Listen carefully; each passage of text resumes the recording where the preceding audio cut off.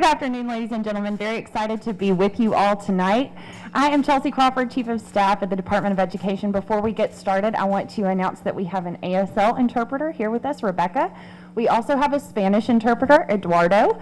So Eduardo, if you would come down for us, please, I would love for you to just translate the availability of your service for anyone who might need some translation assistance for tonight.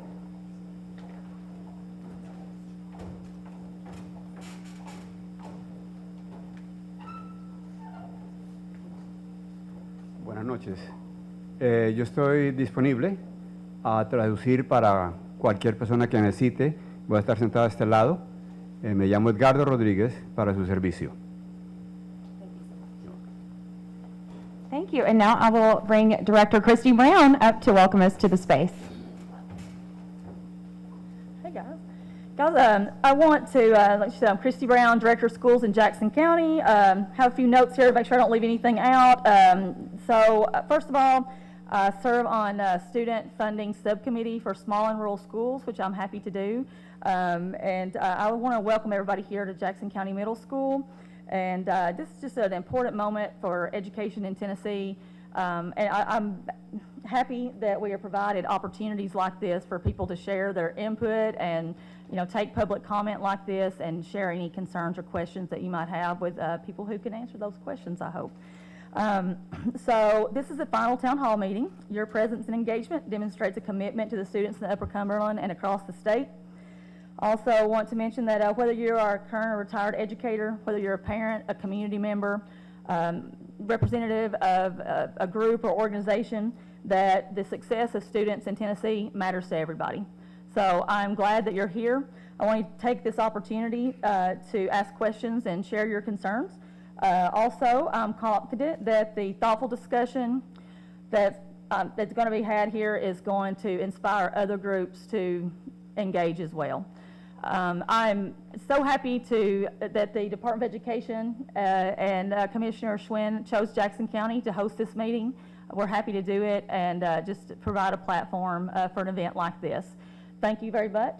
We're going to turn it over to the department to take care of some housekeeping issues, and then I will just end with saying that I appreciate your support. I appreciate your engagement with an important event like this. I appreciate my colleagues. I see lots of them out there that have come to support and to make their concerns known.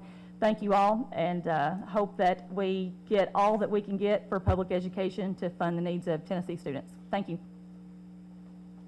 Thank you so much, Director Brown. Appreciate that. And I'm here for all those housekeeping items, so I appreciate it. And I will echo what Director Brown said. Appreciate each and every one of you being here tonight with us, taking time out of your personal lives and schedules the week after Thanksgiving at that. This is the final town hall that the department is hosting. We have done 7 in different regions across the state, so we are bringing it home tonight in Gainesville, and we are here at Gainesboro, not Gainesville. Thinking about a football game on my mind. But really important subject at hand tonight, and I think it's near and dear to all of our hearts, which is public school students. And we are here to talk about the way that our schools are funded. We are really here to hear from you all tonight, and so I hope that many of you have had a chance to sign up when you checked in to speak. We really want to hear from as many of you as possible this evening, and we definitely don't want to keep you all night. So the way that this event will work is everyone who has signed up to have a chance to speak will get a couple of minutes. We'll bring you a microphone, and you will actually be able to share what it is that you would like to see for public school education and funding in the future. We really want to hear about your hopes, dreams, and visions for what can be true in our state for our public school students.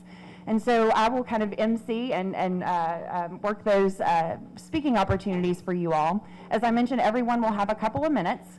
What I'm going to do is call the name of the person who is next to speak. I would like for that person to raise their hand so that we can find you. When we begin your time, I will simply step back from this microphone. And when I step forward, that's kind of my friendly reminder to you that your time is coming to an end and it's time for the next person to speak. So really looking forward to hearing from many of you all. Before we get started, the department would like to remind you of the following. Conversations on this topic are not intended to reflect on the current BEP funding formula. The current BEP funding formula will remain in place until a new funding formula is recommended to and approved by the Tennessee General Assembly.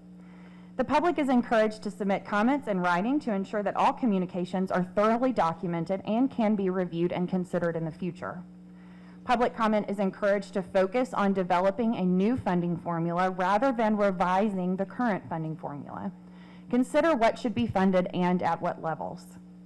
Subcommittees will be responsible for reviewing public comment and making recommendations for what should be included in a new funding formula. While all committees, subcommittees, and members of the public should feel free to communicate openly, documents and records may be subject to public inspection pursuant to the Tennessee Public Records Act and may be publicly posted or otherwise made available. All recommendations that are submitted by committees or subcommittees will be reviewed and considered, but not all recommendations will ultimately be included in the proposed new funding formula. So I've just said a lot of words and really just want to boil it down for you all again, that we're here to talk about the future. So before we get started with our public comment, I will invite Commissioner Penny Schwinn up to talk a little bit about the topic at hand, what we have done thus far, and where we are going from here. So Commissioner Schwinn. A gold mic, that's kind of exciting, very snazzy. It's nice to see everyone tonight, and actually so many friendly faces who I've seen before. I want to be able to talk a little bit to set the stage about what we're trying to accomplish, the process, and what we hope to get out of it. So I want to start just by talking a little bit about school funding and the moment in time that we see ourselves and find ourselves in. So we know that the way in which we fund schools really sets the stage for the types of resources and supports we can provide to students. And the reason that we are here, the reason that I think so many people have showed up tonight, is because we know how important public education is for all of our kids and for the future of the state. And so this is a really important moment in time for all of us to set a legacy for what can be in the future.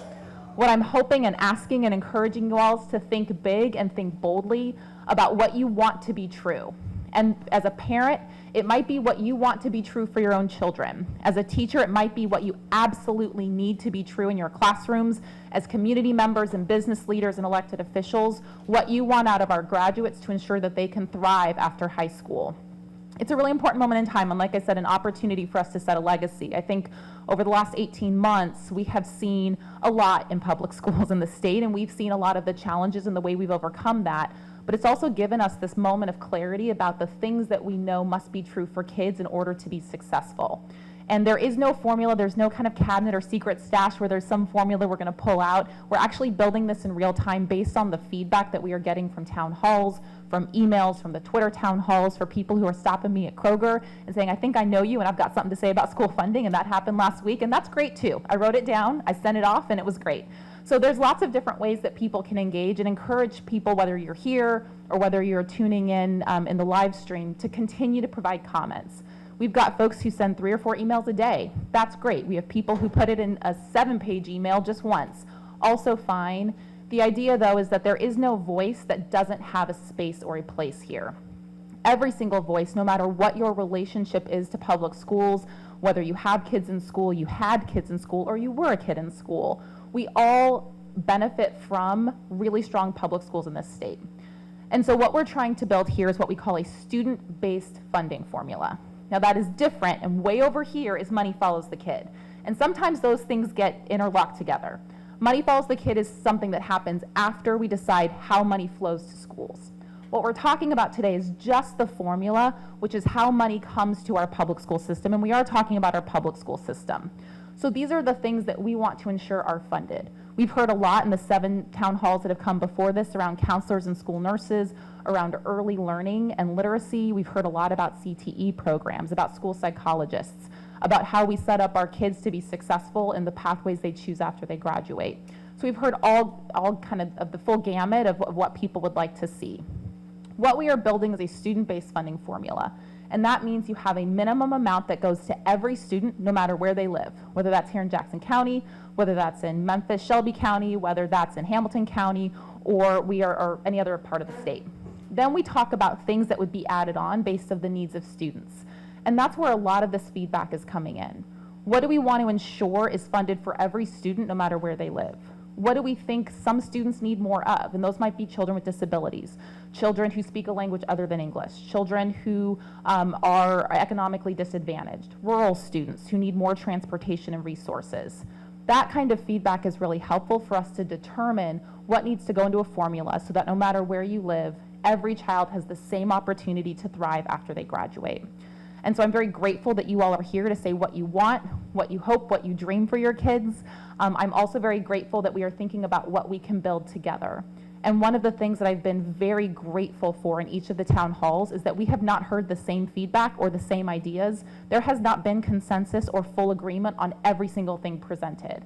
And that's part of the process. It does not mean we will all agree, but it does mean that every voice is heard and respected and included in the conversation so that ultimately we can come to a formula that represents our entire state as best as possible. And so just want to encourage you all, there will be time for questions. I'm just going to say that on the front end because I always say it on the back end. I will be here to answer questions after people are done with their public comment, but want to make sure this is an open and inclusive dialogue. It is really, really important. I'm saying that not just as a commissioner, but as a mom of 2 public school students and baby Jack, who's just a year and a half away from that. This is personal, and it's personal to all of us because it's about our kids, and there's nothing more personal than our children. So thank you for being here, and I look forward to the conversation. And with that, I'll turn it back over to Chelsea. Thank you so much, Commissioner. You are way taller than me, goodness. We've got some folks who are coming in to take a seat, and as they're doing that, I'm going to get set up here. Okay, our first person for public comment tonight, we've got a number of folks who wrote down, maybe I want to speak, and so I'm going to call on you and give you the opportunity to refuse. But the first person I've got on my list is Ms. Deb Whitaker. Deb, if you would like to speak, please raise your hand. We've got folks who will bring a microphone to you all. Deb Whitaker. Deb Whitaker, we'll come, there you are, yes ma'am. You are up first. You're the early bird. Okay, well, as I mentioned, we are going to give everyone just a couple of minutes. Deb Whitaker is going to go first. I'm going to call the name of the next speaker.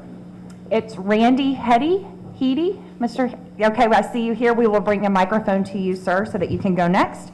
And with that, Ms. Whitaker, please begin your 2 minutes. Okay. I just want to say that I've been in Jackson County since August of 1973 in this same school system. And I've taught high school, I've taught at Tennessee Tech, Nashville State Tech, and I've watched kids go through this system. Now, I'm not averse to changing a funding formula, but I do like to have a little more information than I have right now, and that's the reason I put maybe. Do I want to ask a question? I don't know. I haven't heard the presentation yet. I do want to be sure, though, that what we've worked so hard to avoid, which is geography being destiny, is something that's taken into consideration in whatever formula we have. We have to do the same thing that systems 10 times our size do with 1/10 the number of people. We want the same thing for our kids that the biggest system in the state of Tennessee wants. But we're doing it with a lot less resources, and I think I want to be sure that's recognized. And it's not a poor, pitiful us thing, because we've turned out a whole heck of a lot of doctors and lawyers and nurses and preachers and teachers and other people, good, hardworking factory workers. I'm not ashamed of what we've done in any shape, form, or fashion. I'm extremely proud to be an educator in Tennessee and an educator in Jackson County. But I do know that we face some struggles, and I just want to be sure that it's recognized that there are challenges that we face and that our students face that not all students face. So as I say, I'm just interested, I've read everything I can to be sure that equitable is exactly that, equitable. There are things you can't do. We don't have some of the things that are available to students in Nashville, Knoxville, Chattanooga, and Memphis. They're simply not there. Something from the fact that we have no public transportation, period. There is no getting on a bus and going from one end of the county to a doctor's appointment. We have no hospital. We have one doctor in the county. These are issues that we deal with. That means the school takes on. We are taking kids to the dentist with a bus. We are putting kids on a bus and taking kids to the dentist.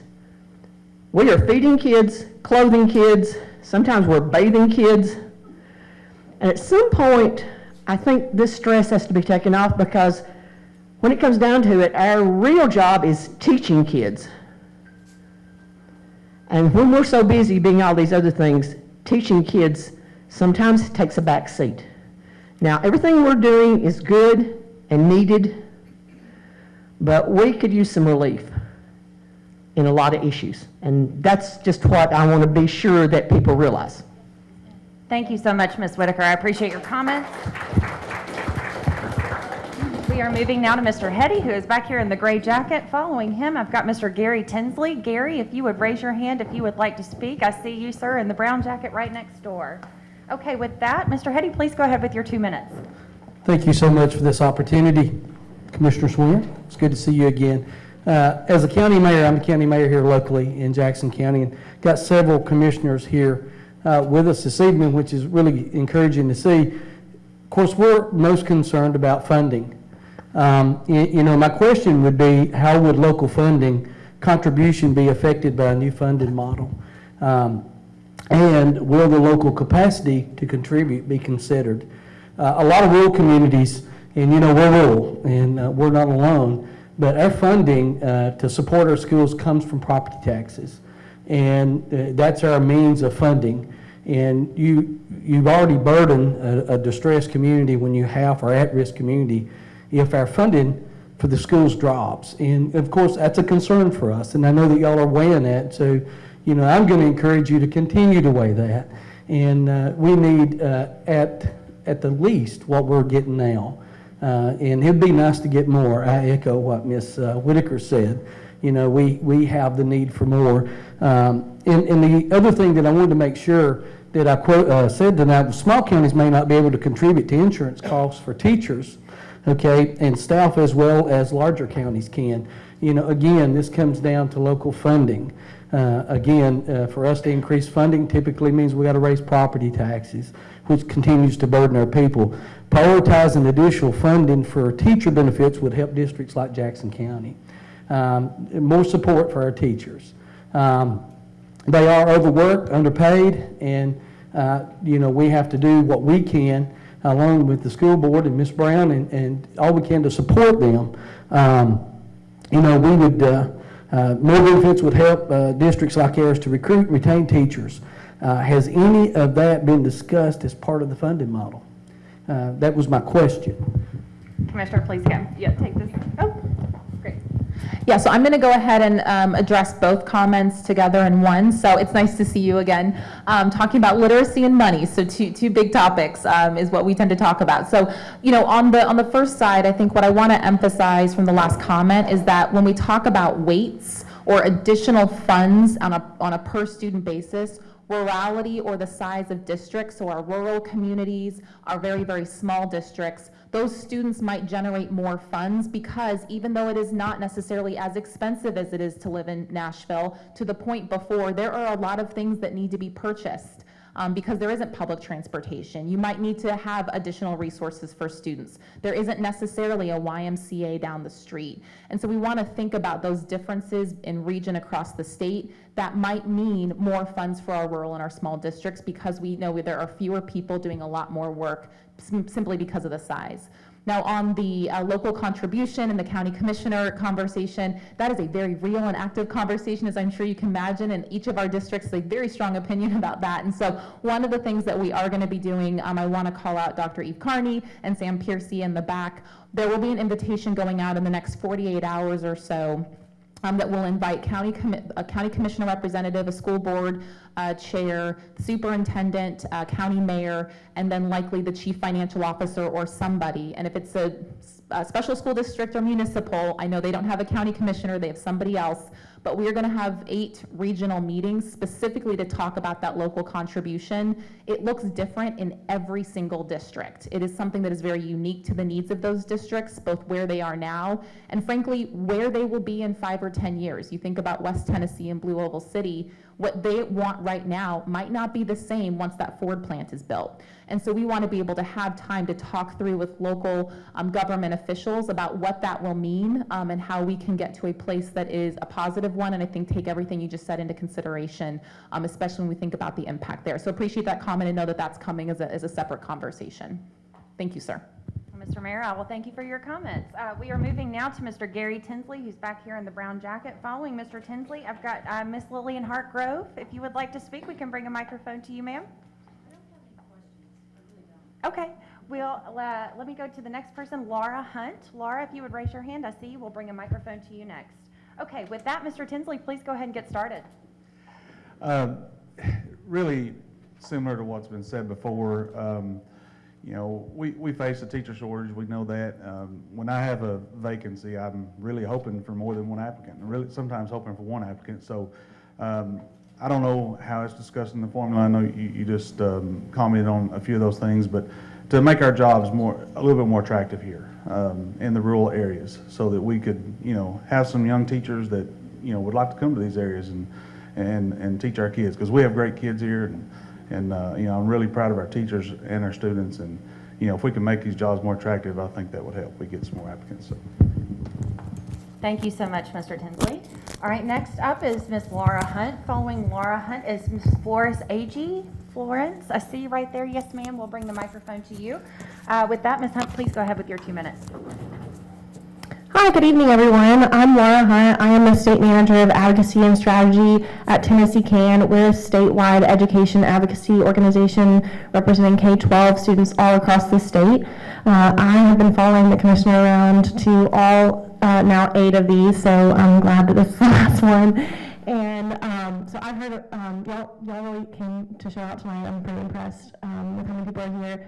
But I just wanted to say that Tennessee CAN definitely supports a student-based funding formula model. Some of these things that we're looking for in the funding formula is more support for special needs and students with disabilities, more supports for ESL students, more supports for low-income students, rural students, and then the wraparound services that go along with these things. So school counselors, nurses, interventionists, RTI specialists, and social workers. And then also more transparency for parents to be able to understand where these dollars are going and how they affect their children. With that being said, tomorrow night at this exact same time at 5:30, I've been hosting calls all across the state and on Zoom, so tomorrow night on Zoom, about the funding formula and what the current BEP formula looks like. I know it's very complicated to understand, so I try to break it down as best I can, and then what a student-based funding formula would look like. So if you're interested in attending that, you can find me afterwards. I have cards and there's flyers on the table if you're interested in attending that. And I just also want to mention our executive director, Victor Evans. He is chairing the Economically Disadvantaged and Highly Mobile Students Committee, and he's also been hosting calls, kind of office hours calls, to discuss issues with those students. So if you're interested in either of those things, please see me afterwards, and thanks so much for your time. Thank you so much, Ms. Hunt. Next up is Florence Agee, who's right in the middle. Following Florence, we have Mr. Joe Barlow. Joe, if you would raise your, here you are right in the front. Yes, sir, we'll bring a microphone to you next. With that, Ms. Agee, please go ahead and get started. Okay, thank you. I just wanted to mention I have 2 children. One is 29 and the other is 15. So I'm on my second child going through school 14 years apart. What I would like to see happen is that the county have more funds to look at what they offer. Again, like they've talked about, they're not able to recruit teachers to come in and teach because we are in a rural area. I would like to see them be able to recruit teachers who are able to teach math in particular, the higher levels of math. My oldest, who's 29, we had to pay for her to go to tech to take math because they didn't offer trig calculus. And I foresee that happening with my 15-year-old.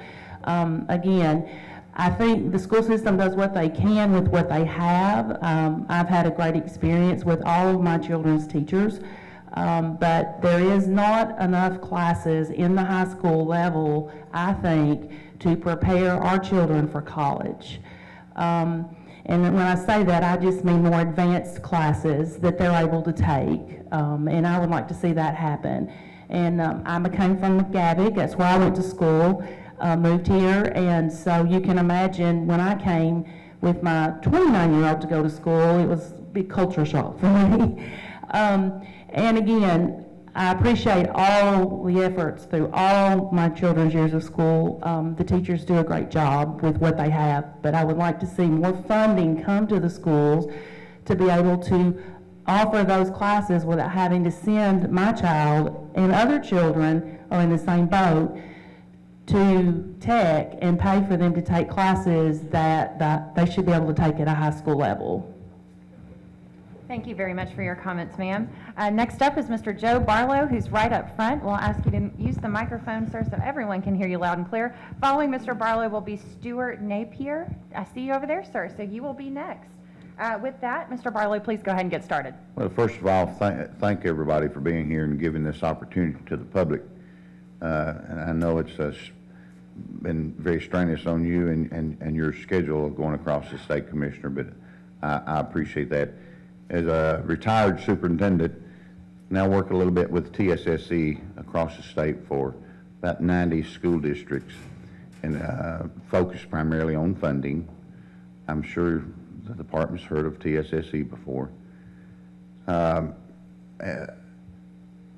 Mayor Hetty mentioned a little bit about it, and Ms. Whitaker as well. Equity in funding. In the early 90s, there was small schools 1, small schools 2. Supreme Court ruled on that, and obviously we all know the result. The BEP, actually, some of the equitable variables that's within the BEP came because of those results. It would be my hope that those would be considered in any new funding opportunities for K-12.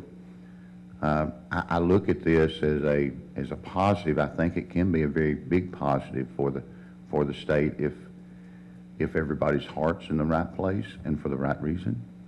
And that's all of our kids, that all of our kids across the state have the same opportunity, and that all of our teachers are helped up with the same opportunities as well. And the districts, coming from that superintendency in 15 years, sometimes it's very difficult to attract, and it's very difficult to keep those outstanding teachers in those more economically stressed communities. And Mayor Hetty said that one of his focuses, and rightly so, was property tax. And the primary local tax of funding education across the state is property tax. And what makes that so different, I guess, from district to district is the penny that makes up that property tax in County A may be valued at $10,000. The penny that makes up that property tax in County B, maybe adjoining county, is $170,000. Who has the ability? Thanks. Thank you so much, Mr. Barlow, for your comments. Next up, we have Stuart Napier, who is back here, and then next, following him will be Director Kurt Drumbarger, right here on the front. So we'll bring a microphone down to you, sir, next. With that, Mr. Napier, please go ahead and get started.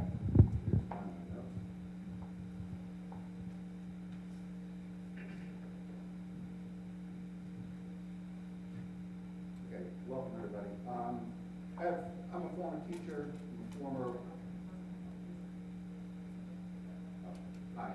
teacher, I'm a former union leader. I've been involved in state level development programs in New York.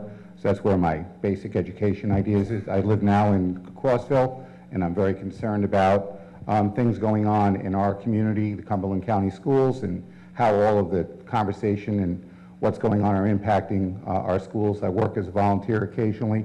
Obviously, COVID stopped a lot of the volunteer work, but I hope to get back to that. So a couple of things. I know we're talking about how the money follows the student some other time, but I think one of the ideas that you need to consider is that once you have a funding strategy, money leaves if money follows students who then choose to go to other schools outside of the public school system in that county. So it could be Christian schools, could be private schools, whatever. I think it's really important to address that issue of what's going on, how this is going to work, and what's the accountability for those schools that kids are going to go to, and what happens if they don't like the school and come back? How do you get the money back from those schools that you gave the money to in the beginning of the funding year? How does that all work? Those are real serious questions I think need to be addressed. On the side of schools, I think first thing is, what is the amount of money the federal government has given to the state of Tennessee for public education? And there's not a lot of parameters on how it has to be spent, from what I understand. Specific parameters, some, but not a tremendous amount. So that's my first question for you, because I think that all of that money needs to be spent, not just part of it and save some of it for later. I think that's something that would help everybody in this room deal with the problems that rural communities have in the things that we face in rural communities. For example, there aren't enough bus drivers right now. We don't have enough money to attract people to work as bus drivers. And so kids have trouble getting to school, things like that. Those are just basic things, and I think everybody in this community understands that. I think also mental health and wellness. I don't think we spend enough time dealing with those issues. And I'm talking about things that go on in school that aren't math, science, reading, writing, arithmetic. I think it's really important to address the development of our students, their wellness, how they focus on things. I think that's something that needs to be incorporated into whatever curriculum and funding for it. And where that comes from is testing. I think the state does entirely too much testing. I think that state tests don't need to be given every year. I think that testing needs to be done on a once every 4 years basis, and then let the local schools devise how they're going to test their students and make sure their accountability for their students. That allows local schools to deal with what they need to deal with more in the classroom with their own needs, with their own kids. Right now, the state has a one-size-fits-all program, and that one size may not be appropriate for the people in Cumberland County. What's appropriate for us may not be appropriate for the people in Jackson County. This is the kind of thing that happens all the time. And I came from a district on Long Island in New York where we were one of the poorer districts, and yet our budget dwarfs most of the state budgets in this area. But we also had a school system of 8,000 students in just a town. So this is the kind of thing that we didn't have a lot of money there, and we felt all these things of the equity you're talking about. So I think the equitable formulas, but you need to fund it. I don't care what you want to do with your funding system. If you don't have enough money, the pie has to, just that small pie, you're going to cut it up, it's still going to be not enough. Thank you. I know you're moved up. You got me. Yes, sir. Thank you so much. I know, Commissioner, there was a couple of questions. I'm not sure if you wanted to respond to any of that. Yep, that's the one. Yes, ma'am. Thank you. Yeah, sure. So I'm happy to answer a couple of the things that came up. So two in particular, one is on the money follows the student. So just want to reiterate, and I think I always kind of bold italicized in capital letters, we are talking about public schools. So if a student moves, for example, from District A to District B, those would still be within the public school system, traditional public schools, public charter schools. And in the same way that happens now with our BEP, when a student moves, then funding tends to be reallocated, et cetera. So that won't change in terms of, we are just talking about our public school system. In terms of some of the other questions, when we look at our federal funding, and I know our superintendents are very well aware of this, but we have all of our title programs, our Perkins programs, our IDEA for students with disabilities. Those go out through formulas that are approved through the federal government, and that goes directly to districts. Now, they have to spend it within the parameters outlined by the feds, but within that, as long as it's compliant, those are going to be district-based decisions. With the state funding formula that we're talking about here, this would look at what that total pot would be, and then districts would have that flexibility in terms of what they chose to spend the funding on. Now, there is accountability on that in terms of reporting and what that looks like at the school versus the district, et cetera. But that, I think part of that, the benefit is there's some more flexibility in terms of meeting the needs of individual districts, because you're right, no two of our 147 districts are alike. They all have very specific needs to their communities, and we'd want to be respectful of that. So appreciate your comments. All the COVID funding Yep. Oh, the ESSER. That were given to states around the country. How much of that was allocated for public education? So there's a couple of different pots. So we have what we call our ESSER 1, 2, and 3, and that goes out by formula. So 90% of those dollars go directly to school systems by formula, and then 10% for the state agency for public school systems. We also have the GEAR, which is the governor pot. I'm very grateful that Governor Lee allocated all of his GEAR dollars to the pre-K-12 system. So I will say thank you for that, sir. And then we have what's called EANS, and that's federal money that went directly to private schools who want to take it. If private schools do not use that, and that's the federal rule, it goes to private schools, any unused funds goes back into the governor pot, which comes to K-12. Now, on top of that, there's been a lot of federal money, so I'm just going to go one more pot. One more pot over is the ARP money, and that's money that went directly to the states for lots of uses, and that could be infrastructure, sewer systems, broadband, K-12, et cetera. The governor, the General Assembly made some decisions through a committee about how that would be spent, and some of that's been spent on education, some on infrastructure, quite a bit on broadband, sewer systems, and roads. That was the big focus area on their last disbursement. There's one more disbursement coming, so to be determined, but I will always make a play for that if it helps our kids. So hopefully that answers your question. Thank you, Commissioner. And we're going to go now to Director Dronebarger here in the front row. Director Dronebarger, tell us what you'd like to see about student-based funding formula. Okay, thank you. My name is Kurt Dronebarger. I'm Director of Schools in White County. I only have 2 minutes, and I'm going to use my time to respectfully raise several questions on the subject. I don't expect answers right now. I know some of these things you can't talk about, but perhaps they could be answered soon. So, first of all, how does the state of Tennessee know that the current BEP is unworkable if it has not been adequately funded for decades?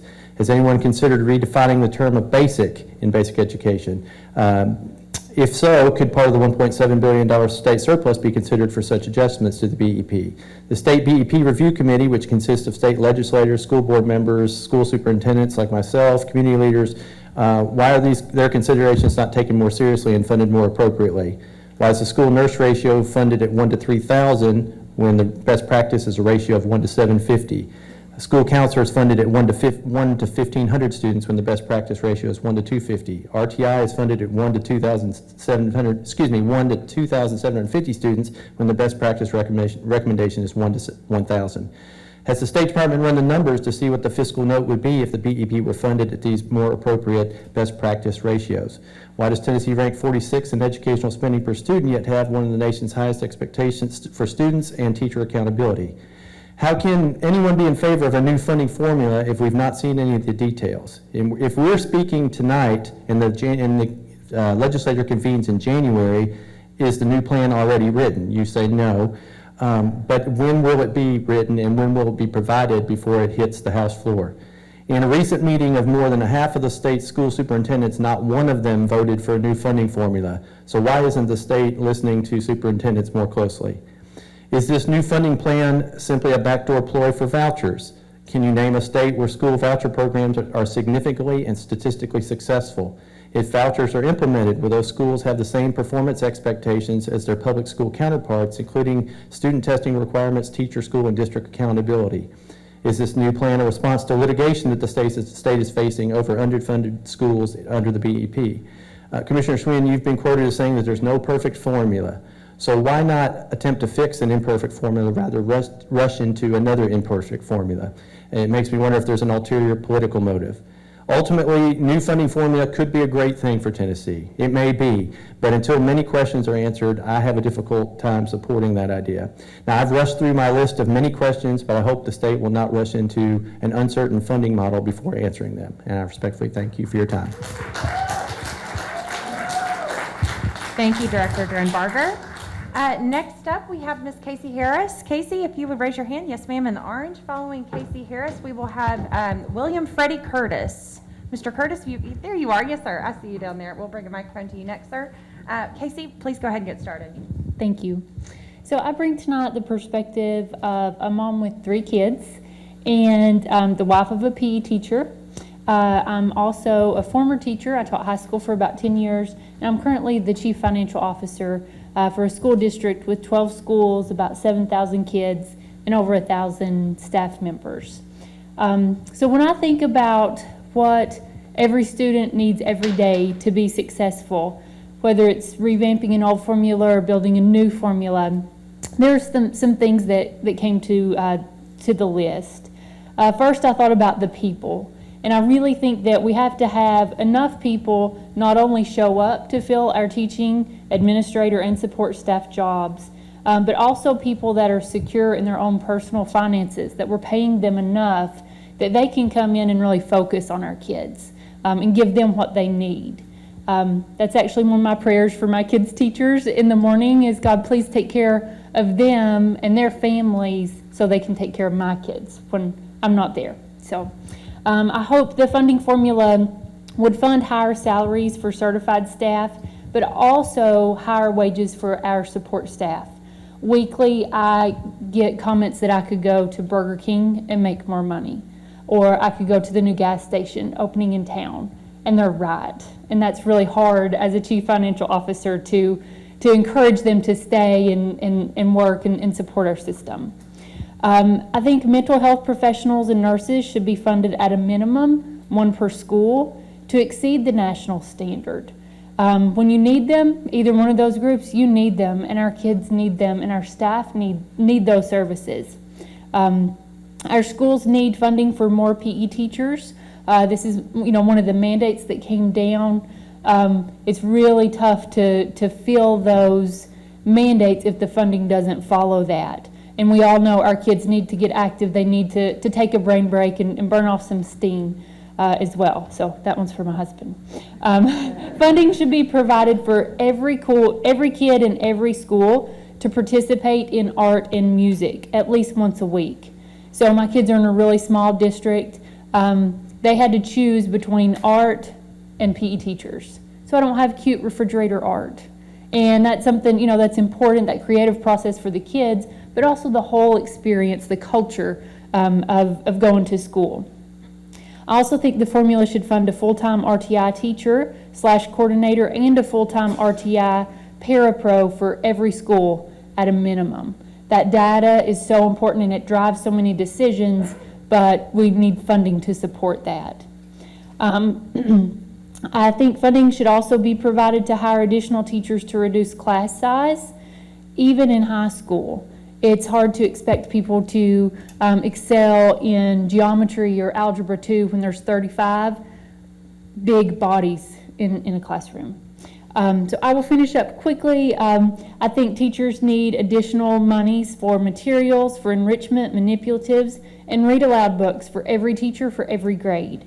I think that we should have adequate numbers and pay for the district level HR, finance and bookkeeping staff, inventory management, maintenance, transportation, technology, all of those things that have to exist.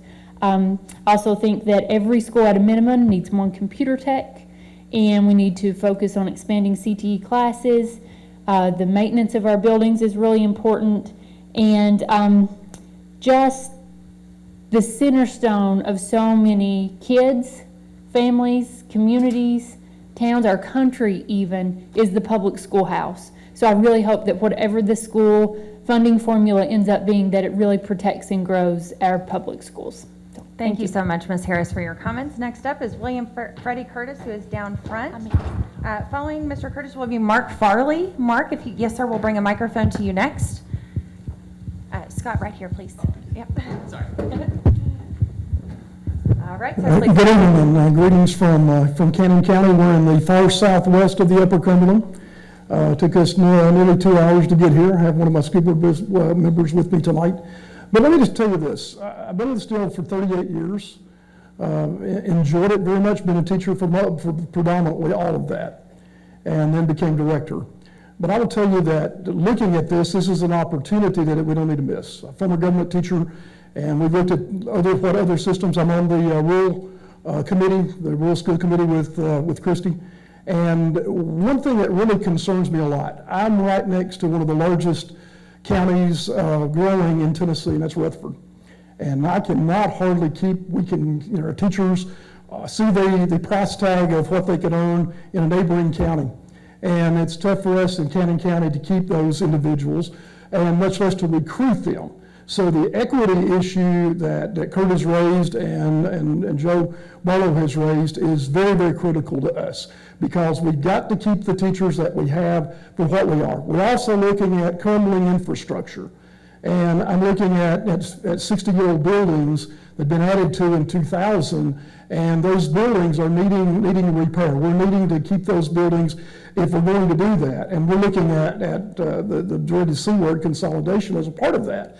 And looking at all of that and seeing the struggles that we faced, and being on the rural, we've had to define what is rural.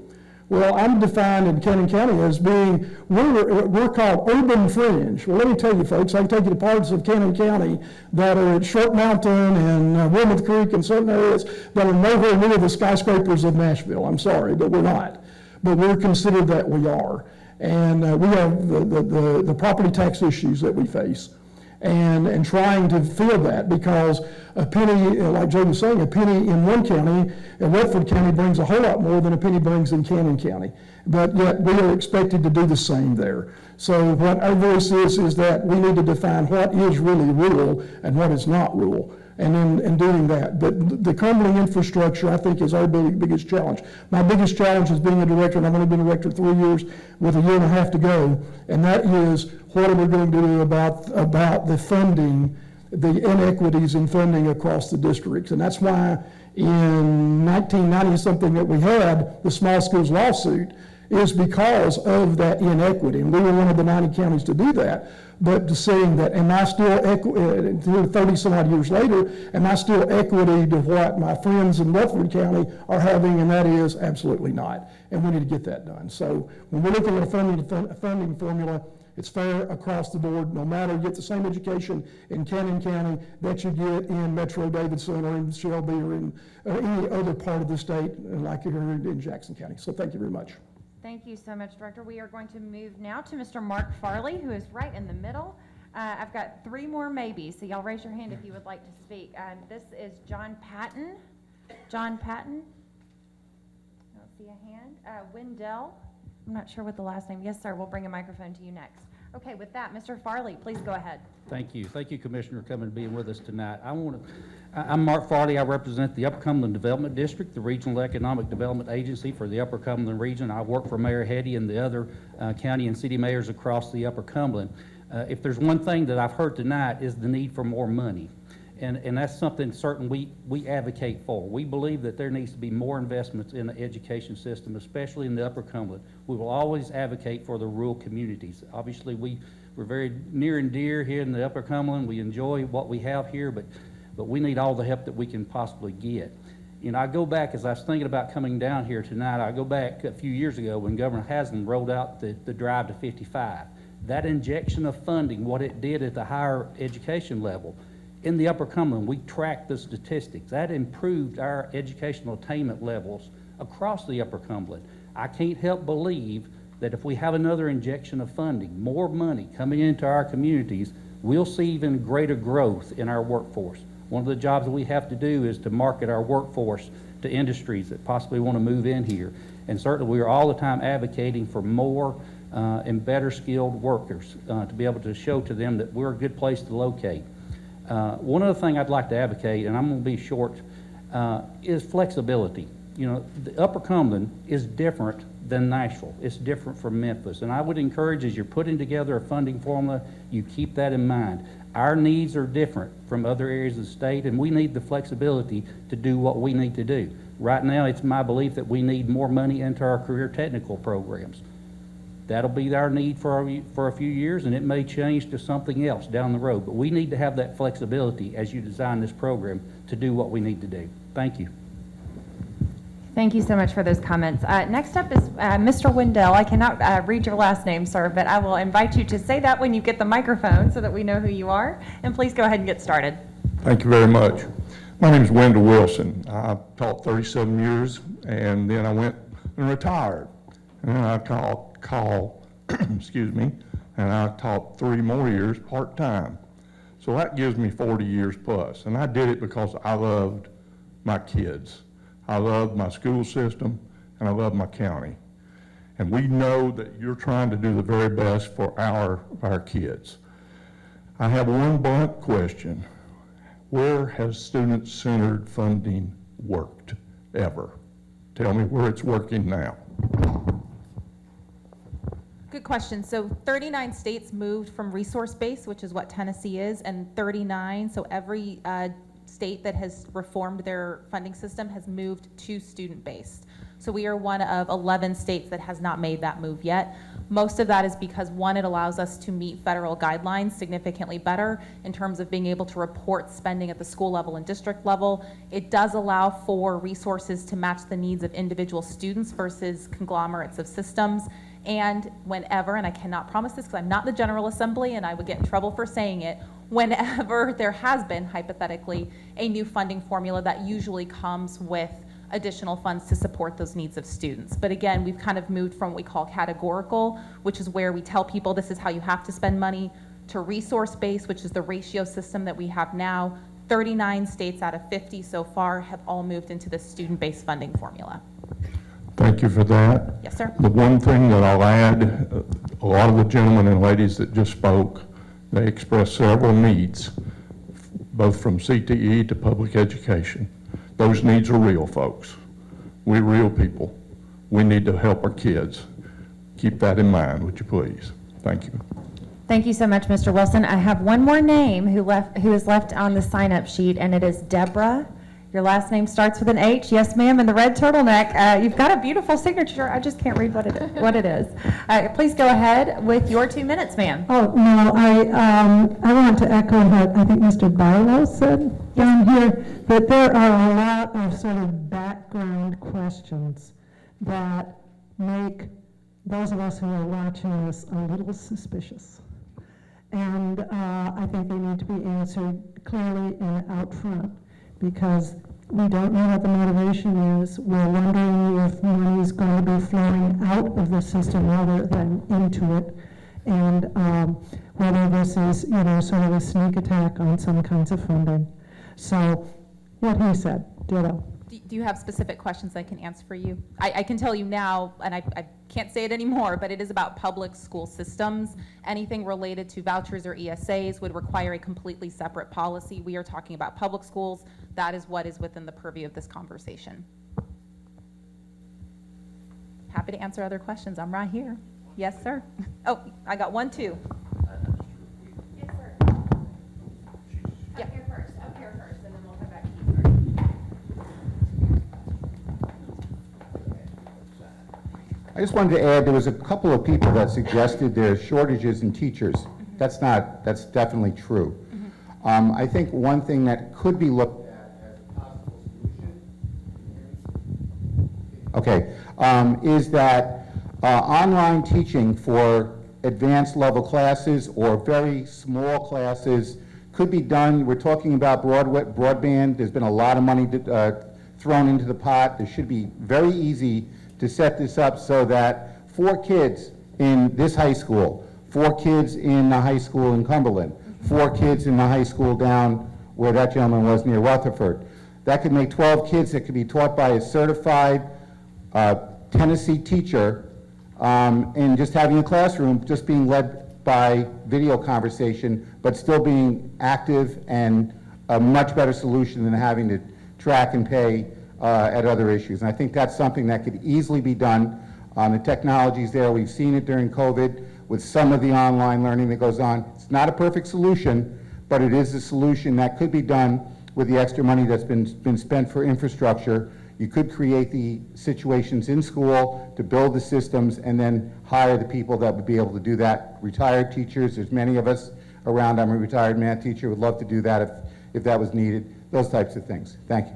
Yes, sir, and I'm going to connect that over to a comment that was made by the woman with the 29 and 14-year-old. Did I get that just about right? Okay, yes, ma'am.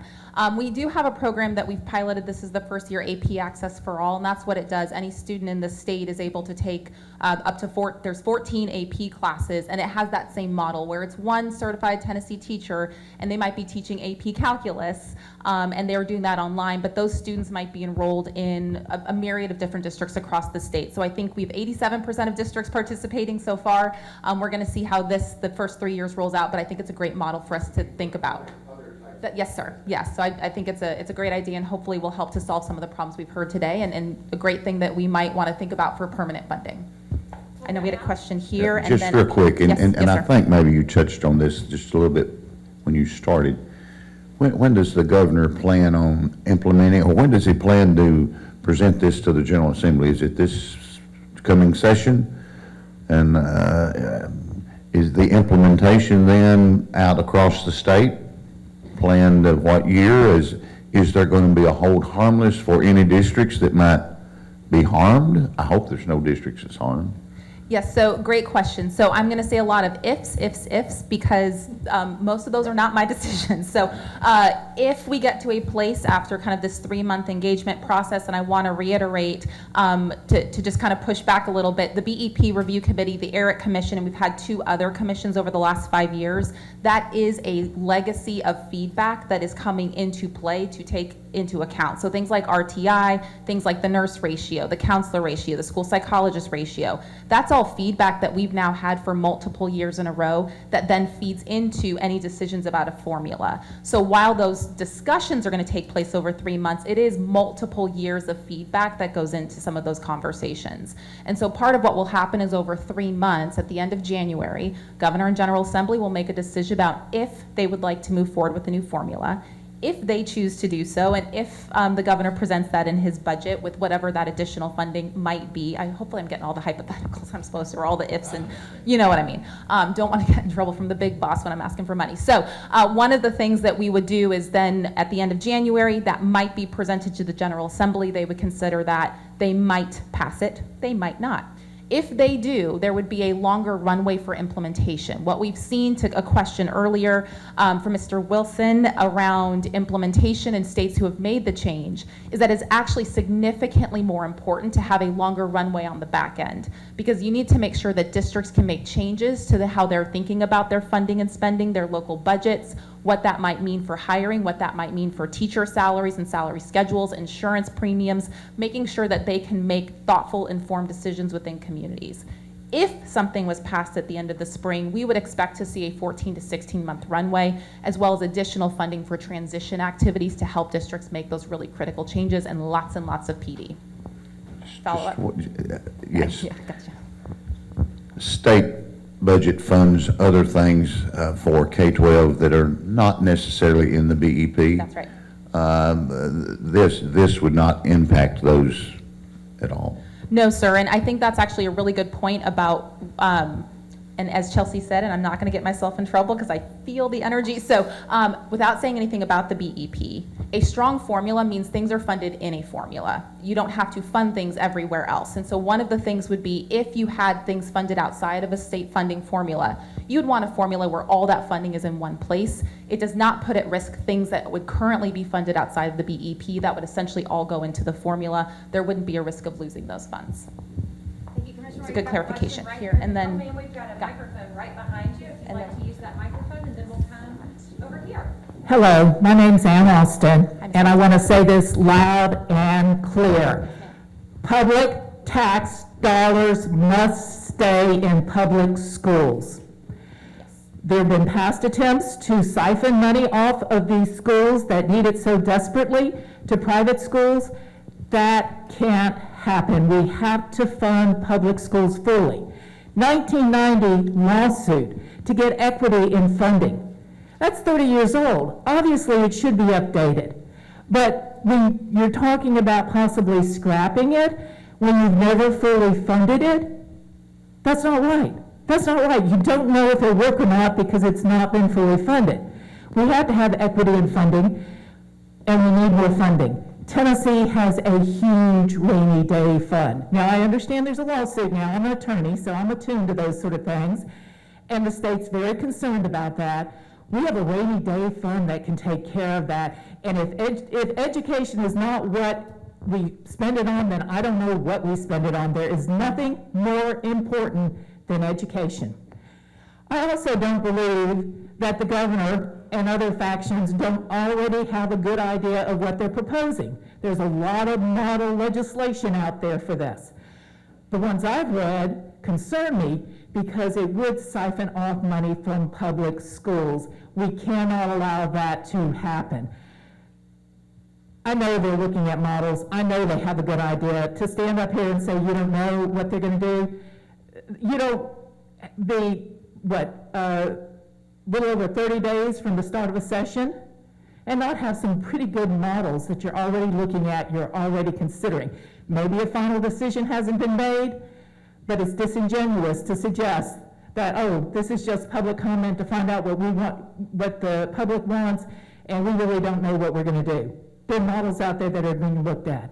Make sure, and I'm asking you this, Commissioner, will you stand up for public schools and make sure that every dime of taxpayer money goes to public education?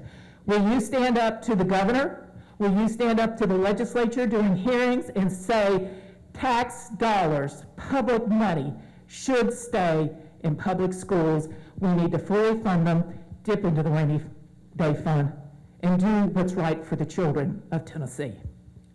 So I could answer, and I can say it as many times, and it's not going to necessarily change, but we are talking about a public school funding formula. I don't know what else to say besides that.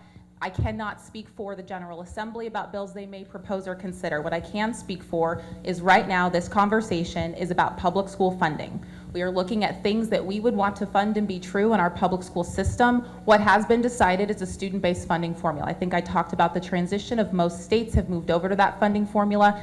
It is a pretty standard way of looking at it. You have a base or a weight, and then you have additional weights that come on for things like economically disadvantaged students with disabilities and English learners. I think in Tennessee, we've heard across the state a value proposition around rurality and making sure small districts get additional funding because some of the equity issues that we've heard here. That's a pretty standard way to look at student-based funding formulas. So that is a standard across, again, 39 states or so. What we need to do through all the public comment is figure out what should those weights be? What are the things that we want to ensure are funded in that base formula that aren't funded now? Maybe that's something we want to talk about with things like ratios for counselors or RTI specialists at every school, nurses, etc. That's part of what the feedback's going to be. Without getting that feedback about what we want to build and what we want to include in that new formula, it's really hard to provide that level of recommendation to the governor and to the steering committee. But that is what has been talked about.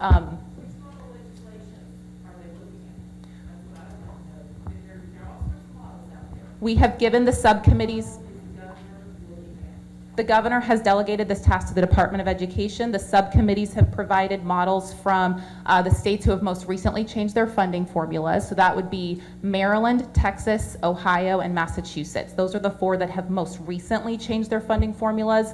Very different political spectrum across those four states, but they all did move from a resource-based to a student-based formula.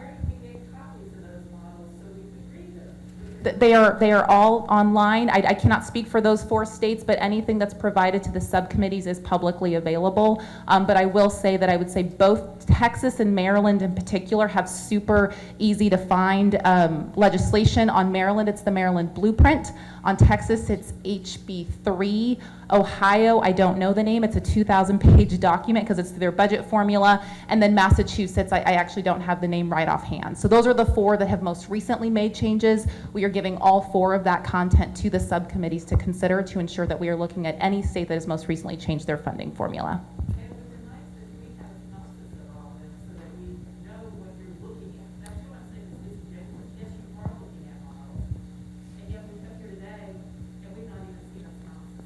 Because we're getting feedback about what Tennesseans want, not interested as much in what Massachusetts decided they wanted. What we are looking at, though, is saying the formulas that have been decided upon in other states can help to inform some of the thinking that makes sense for us here in Tennessee. That information is given to the 18 subcommittees. Anything given to the 18 subcommittees is also publicly available, and so all of those resources will be open to the public once we give them to the subcommittees, and that's happening for their third meeting this next week. Next week, yeah. Yes, ma'am. Yes, ma'am. Hi. This is a follow-up to a couple of other questions regarding the actual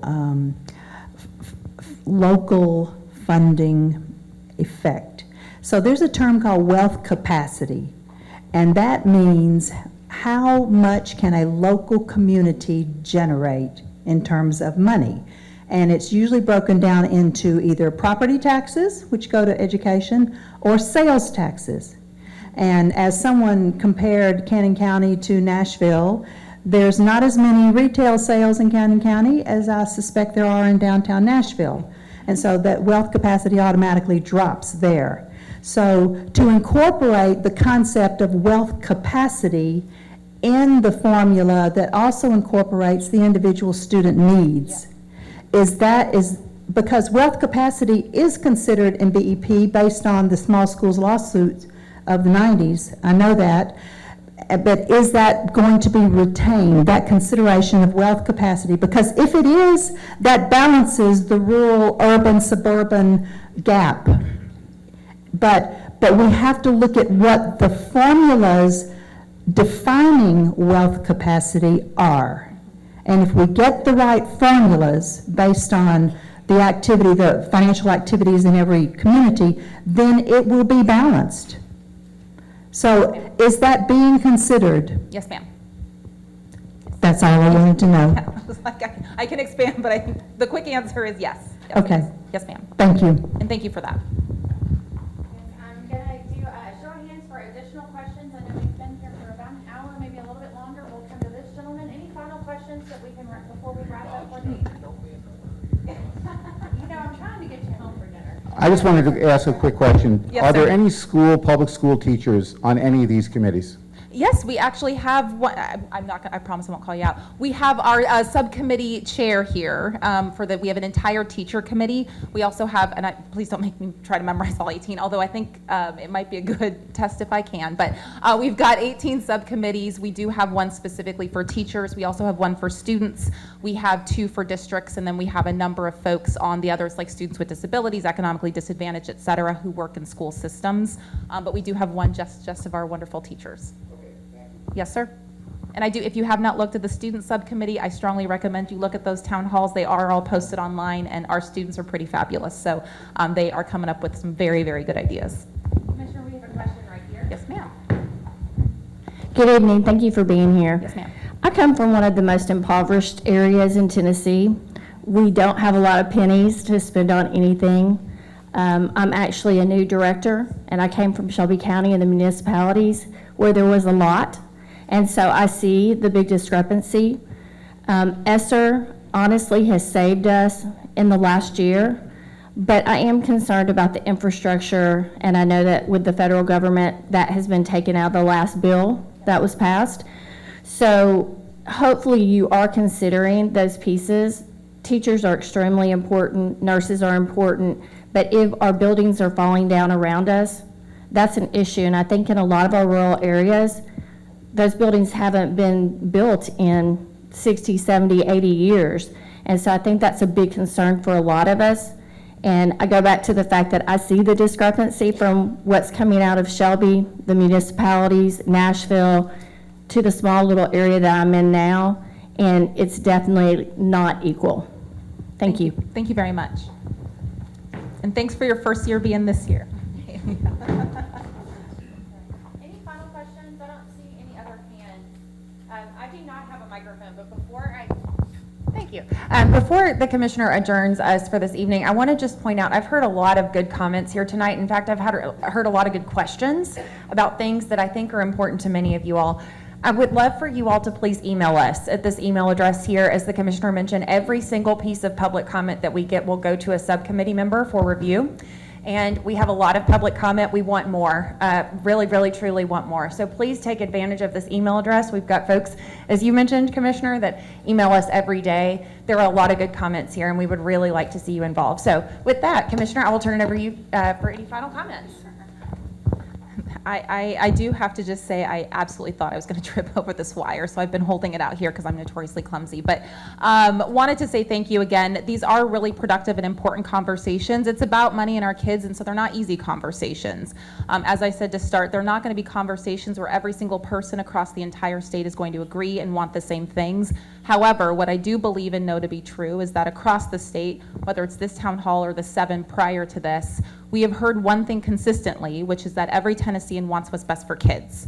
And that is a shared value that we all have. The way we get there is what we're discussing. What we think is the most important thing or things to prioritize for additional funding, that is part of the discussion.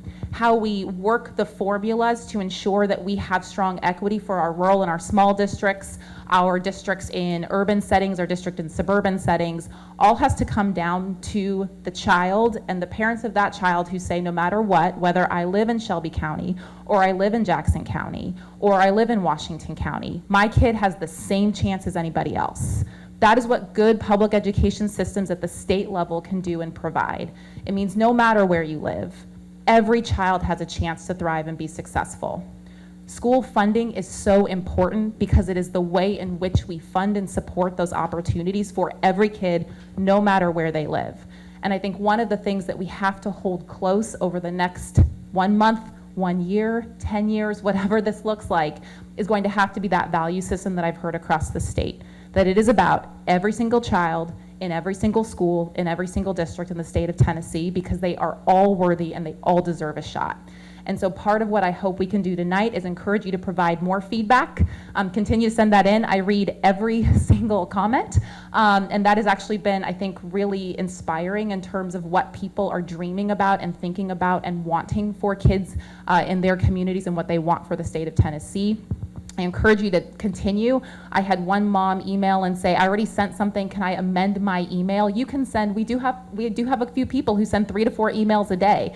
We've gotten to know them quite well, and we are excited to hear from them. There was one we didn't get an afternoon email, and I was like, what's happened to her? So it's exciting because they are things we read in real time, and they matter, and every single piece of feedback counts and will be considered. It does not mean we will all get everything we want. We learned that, I think, starting in kindergarten, and we learned that every day after for the rest of our lives. You can't get everything. You can't get everything you want every single time, but we do need to make sure that we get what we need, and we get what we need for kids. And so what I'm encouraging you is to continue to have the conversations locally, continue to send that feedback to the department.